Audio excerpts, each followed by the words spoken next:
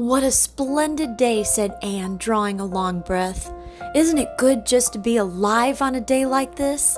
I pity the people who aren't born yet for missing it. They may have good days, of course, but they can never have this one. And it's splendider still to have such a lovely way to go to school by, isn't it? It's a lot nicer than going round by the road.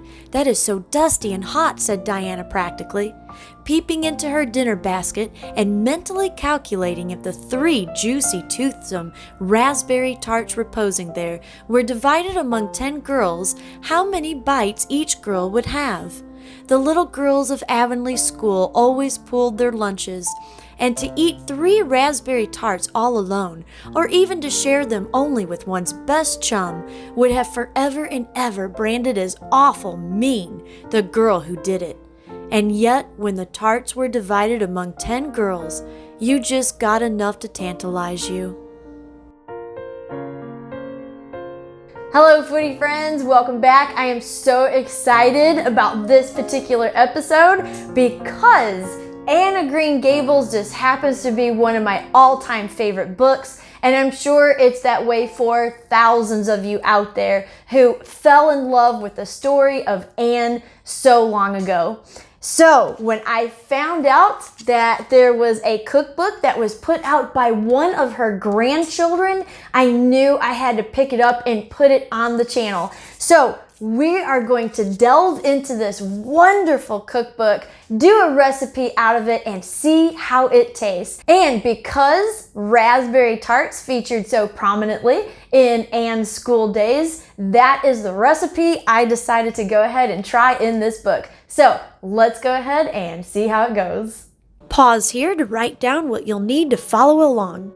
And to a large bowl, add your flour, sugar, and salt. You can combine it with a pastry blender or just use your clean hands like I did. You're going to keep incorporating the butter into the flour until the mixture looks like tiny peas. Now you're going to separate your egg yolk from the white into 2 small bowls. To the egg yolk, add your water and lemon juice. Mix with a fork. You're going to add the yolk mixture to your flour mixture and blend to incorporate. Here's where I started to worry that there wasn't enough liquid for the dough, so I got rid of the fork and went back to using my hands. My fears came to nothing, however, as soon the mixture turned into a perfect dough. I then decided to go ahead and divide the dough into 12 small balls. That way I would know I had exactly enough to fill my entire muffin pan. Now you're going to begin the tedious job of pressing each ball into the bottom and up the sides of each muffin space. I saved the last one to show you a close-up of exactly how I did it. You will then pop this in the refrigerator while you make the filling.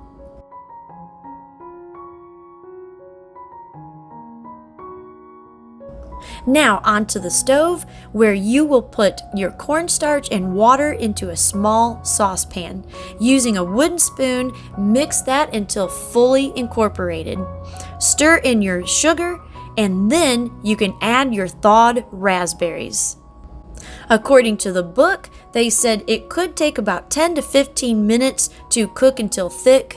However, I quickly found out that I did not need near that amount of time and had a perfectly thick sauce in less than 5 minutes.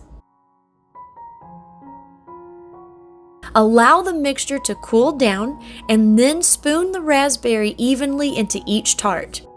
You'll bake them for 10 minutes and then turn your oven down to 350 degrees and bake them for 15 minutes more or until they're golden brown. And when you pull them out of the oven, savor their wonderful smell and serve them with your favorite tea. Okay, so we finally got them done. Yeah. We're really excited to try this. But first, let's go ahead and do just some of our TCT tests before we get to the actual taste. So in terms of time, I'm going to give this a 4. I did not think this was overly complicated, especially if you're someone who's already used to making pie crusts and, you know, just different kinds of homemade desserts, you're going to be fine. This isn't hard at all. Okay. In terms of cost, I'm also going to give this a 4. Wow. Because it's pretty affordable. Raspberries was the only, you know, expensive thing, but I got frozen, so I cut my costs down, and I got them on sale. So, and you can get those any time of year. Yes, and you can get frozen any time of year at basically the same price. Right. So I'm still going to go ahead and give this a 4. But for the most important part, let's go ahead and taste it. Okay, I'm just going to go right ahead and give this a 5. That is really good. It's like, the smell, actually, I was afraid it was going to be too tart. Oh, yeah. Like, I was afraid it was going to get that acid punch in your mouth Yeah. when you bit into it. And it's not. No, the crust, not at all. I think it's the crust is buttery enough Oh, yes. to mellow out the sweet tartness of the tart itself. Yes. It is an excellent balance. Yes, it really is. Yeah. It's flaky. Mm-hmm. It kind of crumbles into your mouth, but the kind of crumble you want. Yeah. Like from the perfect homemade pie crust. Right. That's kind of like what you're wanna eat getting. another one. I know. I want to keep eating it, which is always a really good sign. Yeah. And the middle, the raspberry, oh my gosh. I mean, it is wow. Yeah, like I said, I'm not very too tart. impressed. It's just the right amount of sweet, just the right amount of like tartness. Yes. I don't. It's really good. I can't think of a single thing I would change about this recipe. No, I wouldn't. Absolutely not. So we've got a 4, and a 5. Yeah, that's a 4.66. 4.66. Okay, so all together, we almost got another 5 score out of this one. And man, I would so try this. Yeah. It's for just a little so snack good. even or something. You know what I mean? Yes, Like, it's not overly sweet either. No. You can keep eating it without, like, you know, with a brownie, you get, you're kind of sick afterwards. down a little bit. Yeah, not this. This No. is perfect. Especially for a tea. Yeah. Or some kind of cute little function that you might have like a bridal shower. Oh, these would be really good for a bridal shower. So, let's go ahead and rate this cookbook. I am definitely giving this cookbook a 5.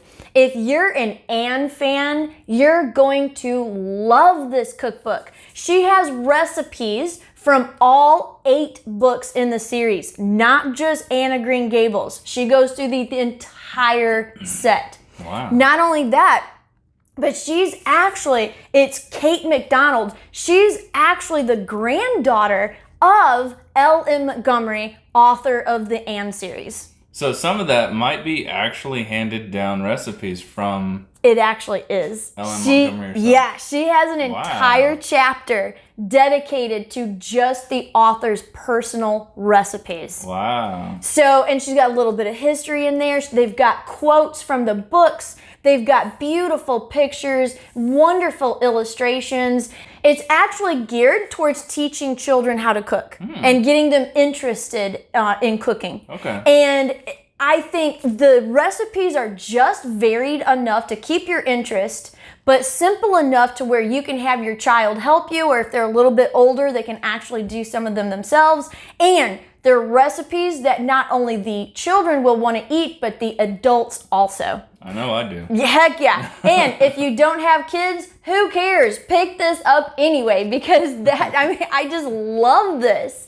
So, overall, I would say this was a highly successful Anne experience. Okay. Yeah. Sounds good. So we're going to go ahead and wrap this up so we can go ahead and eat these, because I'm just going to go ahead and eat both of them. Mm-hmm. I mean, I can't help it. So I'm having a hard time right now. I know. I'm really wanting to eat this. So next week, stay tuned, because we're going to go into another literary classic and explore some food from that. So in the meantime, eat good food and be good to each other. We'll see you later.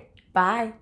If you like this video, make sure to hit the like button and hit the subscribe button for future videos. In the meantime, here are 2 videos you may enjoy. Thanks for watching.